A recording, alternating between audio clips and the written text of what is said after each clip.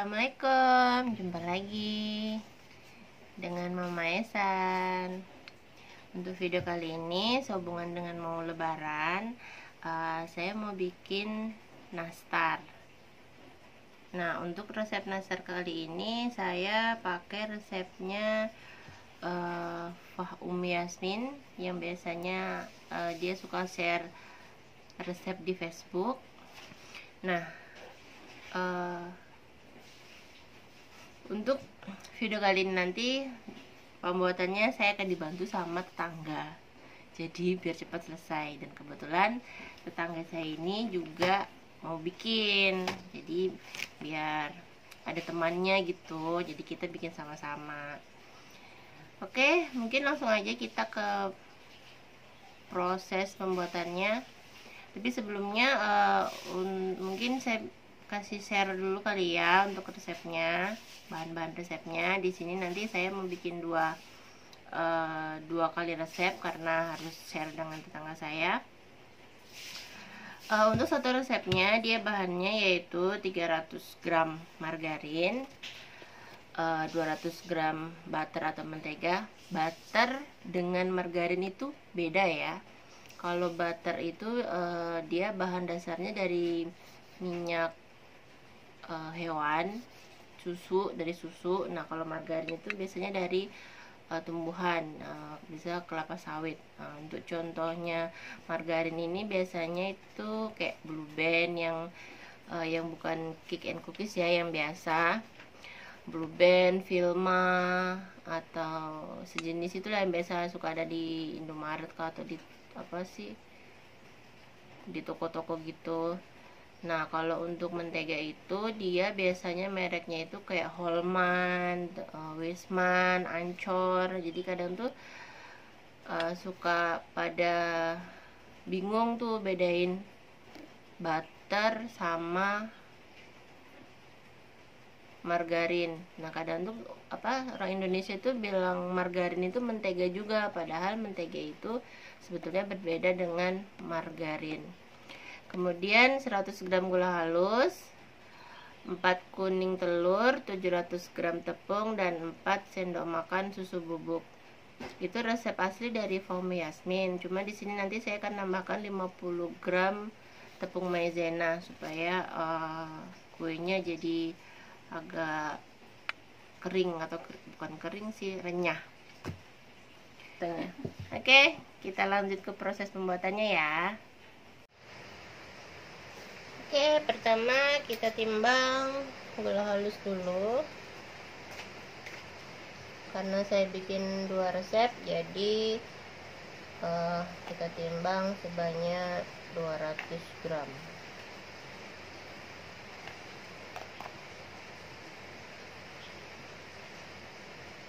Lebih sedikit nggak apa-apa lah ya. Kemudian di sini saya sudah siapkan margarin dan butter. Masukkan gulanya. Nah, karena ini gulanya saya blender sendiri, jadi khawatirnya masih ada gula yang masih belum halus, berarti mau saya ayak dulu.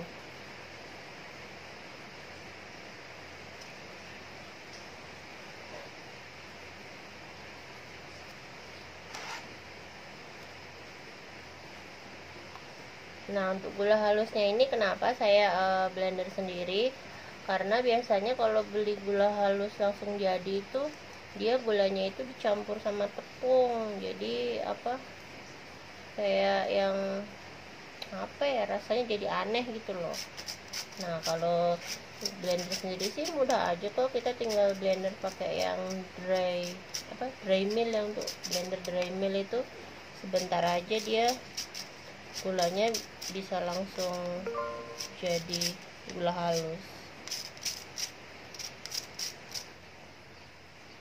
Nah, setelah gula masuk, kemudian kita masukkan vanili.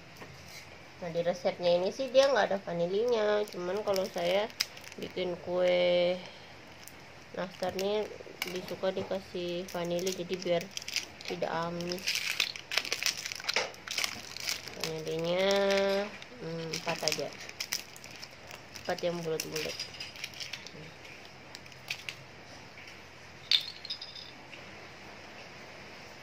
Setelah itu kita mixer. Nah, mixernya ini cukup cukup sampai lembut aja, tidak perlu sampai mengembang kayak kita kalau mau bikin bolu. Karena kalau kita mixernya sampai ngembang, nanti dia kue keringnya jadi akan melebar. Setelah ini sudah tercampur, agak tercampur rata, kemudian kita masukkan kuning telurnya.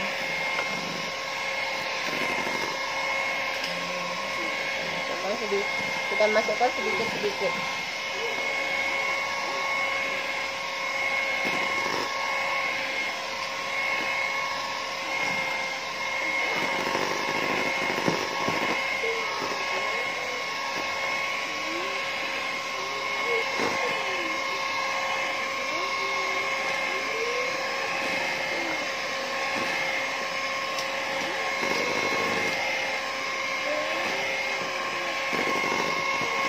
Kemudian kita mixer sampai rata dan adonan menteganya jadi lembut. Jadi lembut dan agak ringan. Ketika adonannya sudah ringan, sudah lembut, kita matikan mixernya.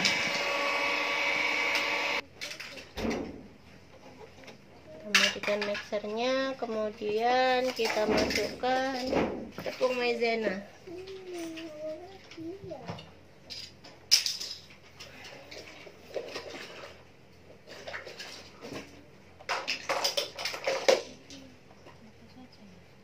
Nah, kita kasih di sini biar nanti gampang bersihin. Lepas aja, Mbak. Ininya loh yang dilepas. Udah, nyetrum udah ini. Dalam. Nunggu bendi. Iya, buat bendi. Nyetrum rapopo sing kestrong no. Wah, mati listriknya. Dan ternyata mati lampu. Untung aja mixernya sudah selesai. Mati lampu ini. Biji mana ini? Gelap deh.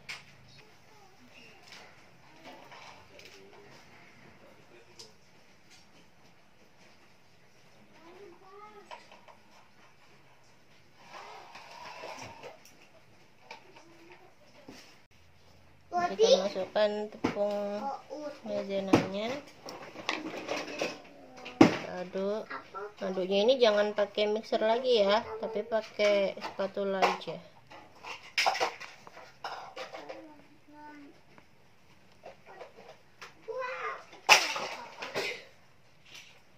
Kemudian kita masukkan susu. Saya pakai susu full cream. Ini di resepnya, satu resep 4 sendok makan, karena saya 2 berarti saya 8.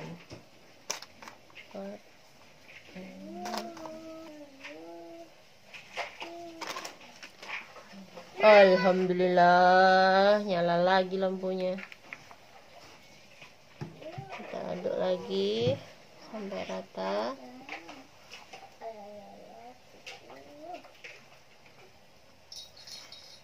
Aduk-aduk. Baunya harum butter.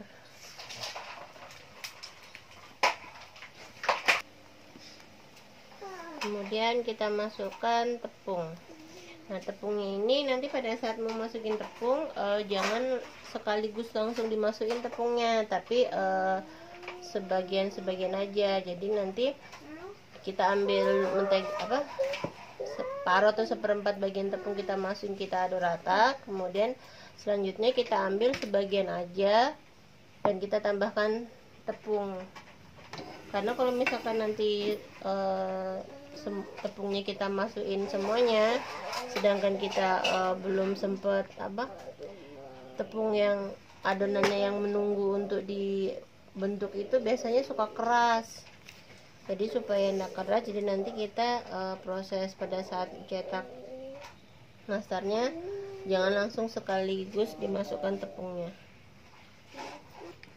Selanjutnya kita timbang tepung. Untuk tepungnya ini satu resep memakai 700 gram tepung, karena 2 berarti saya 1 kilo setengah. Cuman nanti pemakaian tepungnya ini juga nggak harus dipakai semua ya, karena masing-masing tepung itu kan punya kelembapan beda-beda tuh. Jadi nanti tergantung pada saat kita mau bikin adonan ngebentuknya, apakah sudah terasa pas atau belum. Jadi bisa dikurangi atau bisa ditambahkan. Nah, untuk tepungnya ini saya sangrai dulu tepungnya, jadi biar dia teksturnya itu ringan gitu, dia nggak lembab. Jadi sebelum dimasukin ke adonan itu harus dikayak terlebih dahulu, karena kalau sudah disangrai dia biasanya ada gerindil-gerindilnya.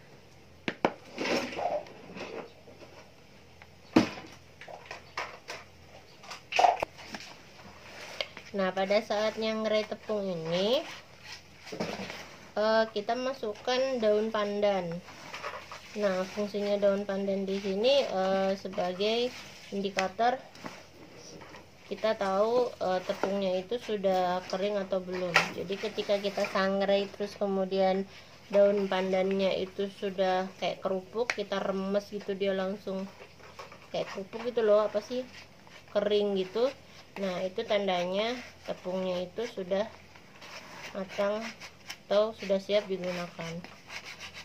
Nah, selain biar kelembapannya kurang, disangrai itu fungsinya jadi rasa tepungnya itu biar rasa kuenya itu biar tidak kayak tepung mentah gitu loh. Jadi kalau orang Jawa bilang tuh kayak ketir. Nah, supaya tidak ketir tuh jadi saya selalu saya sangrai. Dan juga bisa jadi menambah daya simpan, jadi kita nyimpannya bisa agak lama. Tapi walaupun kadang sih belum ini juga kuenya sudah habis duluan.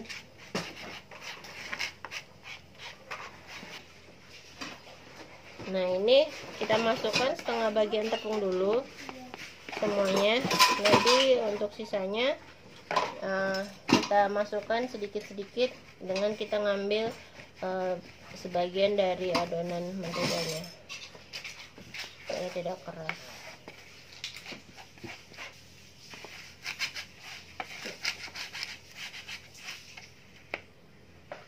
Nah, ini contoh daun pandannya tuh.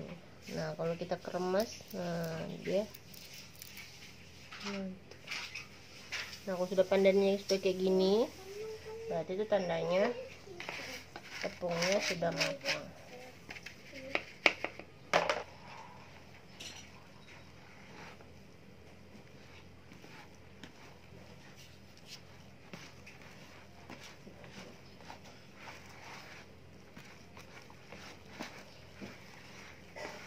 Kita aduk sampai adonannya tercampur rata.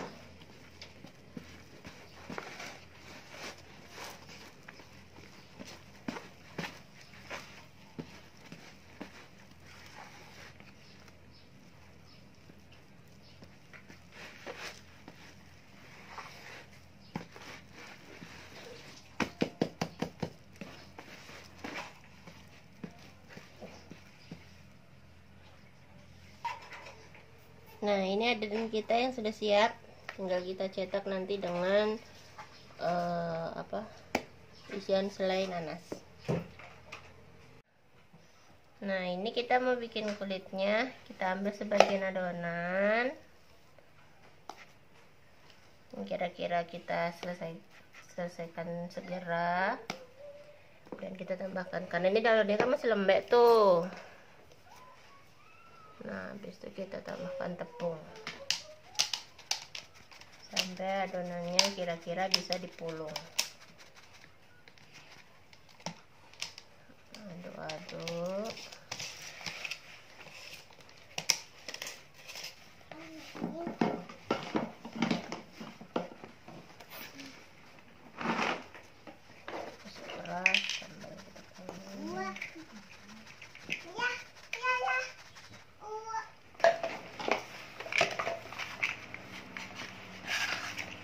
Nah, ini sudah, adonannya sudah enak untuk dibentuk.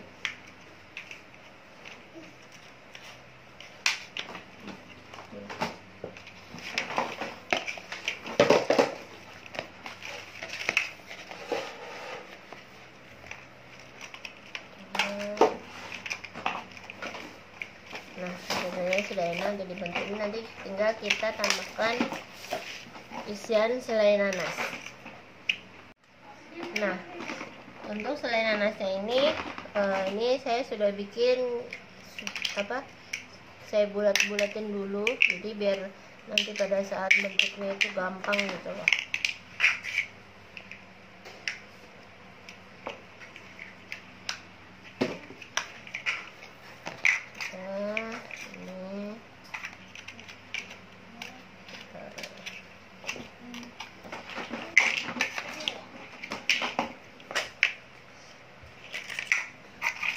Selai nanasnya.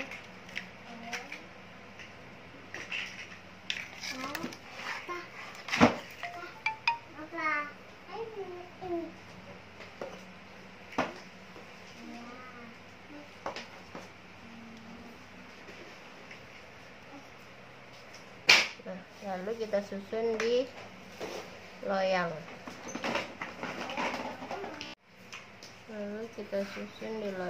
Nanti loyangnya kita beri jarak ya sini.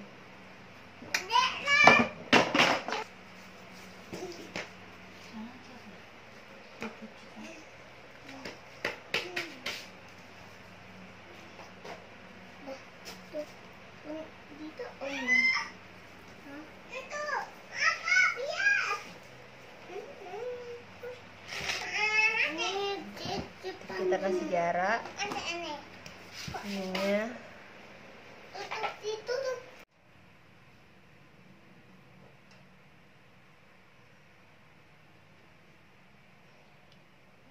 Lakukan sampai loyangnya terisi penuh. Kemudian kita panggang di suhu 100 derajat Celcius.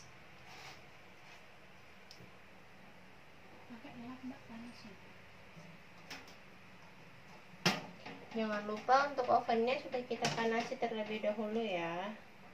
Jadi pada saat kita masukkan kuenya, posisi oven itu sudah panas. Di suhu 100 derajat 30 menit, sekitar 30 menit.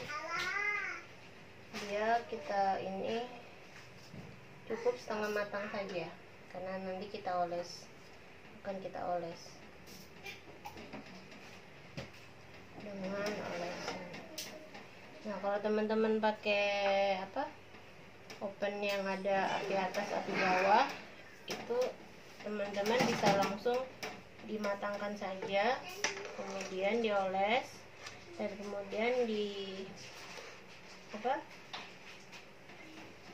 oven lagi menggunakan api atas saja.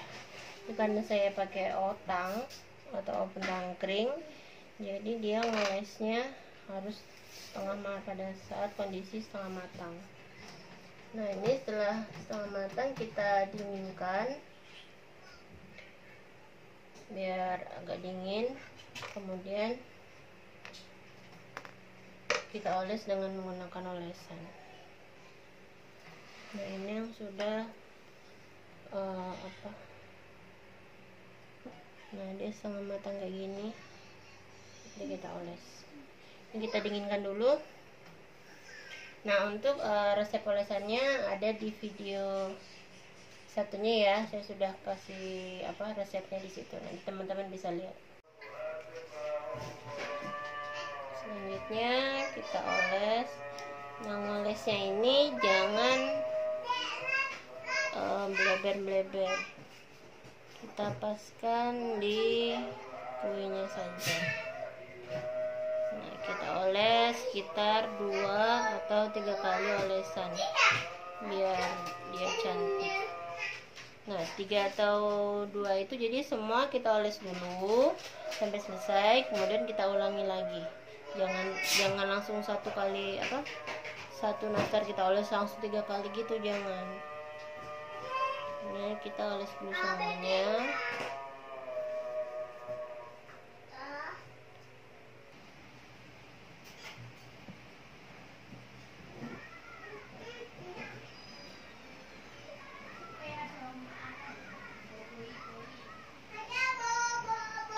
Nah, ini yang sudah kita oles sebanyak 3 kali. Setelah itu kita panggang lagi sampai kulit atasnya ini kering, kira-kira mungkin sekitar 15 menitan dengan menggunakan api atas sih seharusnya, tapi ini saya pakai otang aja. Nah, ini yang sudah kita oles akan kita oven. Sebelum kita oven, kita angin-anginkan dulu supaya olesannya ini agak kering. Nah, ini kita oven sekitar 30 menit atau sesuai dengan oven masing-masing ya. Nah, tampilan di oven seperti ini. Setelah kurang lebih 30 menit kita keluarkan.